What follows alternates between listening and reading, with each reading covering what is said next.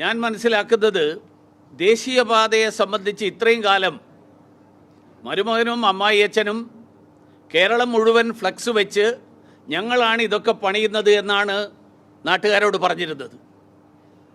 ഈ മന്ത്രി തന്നെ ദേശീയപാതയിലെ എല്ലാ സ്ഥലത്തും പോയി സെൽഫി എടുത്ത് ഇതാ പണി പൂർത്തിയായിക്കൊണ്ടിരിക്കുന്നു, പണി ഇത്രയായി.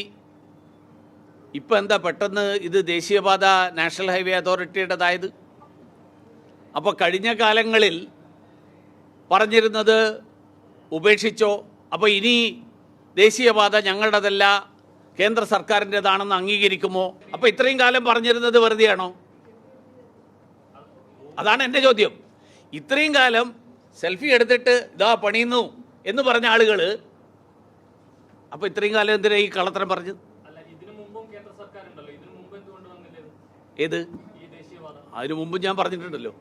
നിങ്ങളാരും കേട്ടിട്ടില്ലെങ്കിൽ ഞാൻ പഴയ വീഡിയോസ് എടുത്ത് നോക്കുക.